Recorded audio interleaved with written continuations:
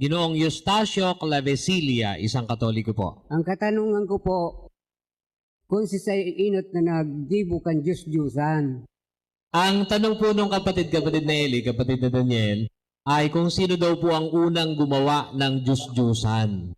Sa Biblia po, walang record kung sino unang gumawa ng Diyos-Diyusan.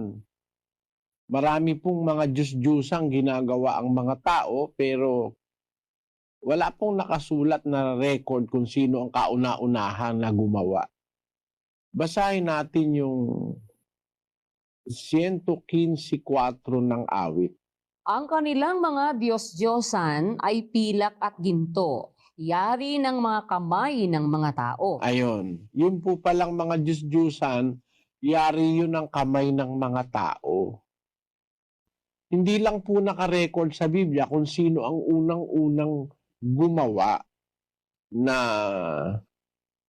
kauna-unahan. Merong mga nakarecord na gumagawa niyan, kagaya nung mga panday tanso sa panahon ni Pablo. Basahin natin yung gawa ng mga apostol. Pakinggan niyo po ito, kapatid. 19:24. Sapagkat may isang taong nagngangalang Demetrio, panday pilak, na gumagawa ng maliliit na dambanang pilak ni Diana, ay nagbibigay ng hindi kakaunting hanap buhay sa mga panday. Na sila'y kanyang tinipon pati ng mga manggagawa ng mga gayong gawa at sinabi, "Mga Ginoo, talastas ninyo na nagsisiyaman tayo sa hanap buhay na ito. At inyong nakikita at naririnig na hindi lamang sa Efeso kundi halos sa buong Asya ay nakaakit ang Pablong ito at naghiwalay ng maraming mga tao na sinasabing hindi raw mga Diyos ang mga ginagawa ng mga kamay."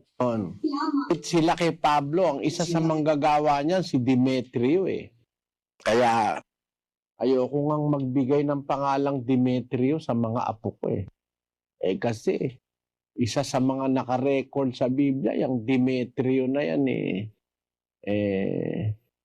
panday panday gumagawa ng mga maliliit na pilak na dambana ng Diyos-Diyusan ng mga taga-Epeso na si Diana. Yang Diana na yan, Diyos-Diyusan niya ng mga taga-Epeso. Ayoko rin magbigay ng pangalang Diana sa mga nanghihingi sa akin ng pangalan para sa kanilang mga anak. Pero wala pong nakasulat kung sino unang-unang gumamit niyang o gumawa niyang mga Diyos-Diyusan na yan. Pero ang isang bagay na matitiyak po natin ay ang pinanggalingan niyang ideya ng Diyos-Diyusan, kauna-unahan yung ideya, yung pagsamba sa hindi tunay na Diyos ay si Satanas. Kalaban kasi siya ng Diyos eh. Siya ang nag-uudyok sa tao na sumamba sa ibang mga Diyos. Inihihiwalay niya ang tao sa pagsamba sa Diyos. Tinuturuan niya ng pagsamba sa mga Diyos-Diyusan.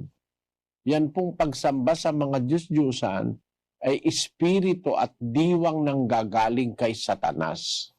Dahil siya po ay nagre-rebelde sa Diyos. Yun po ang sagot, kapatid.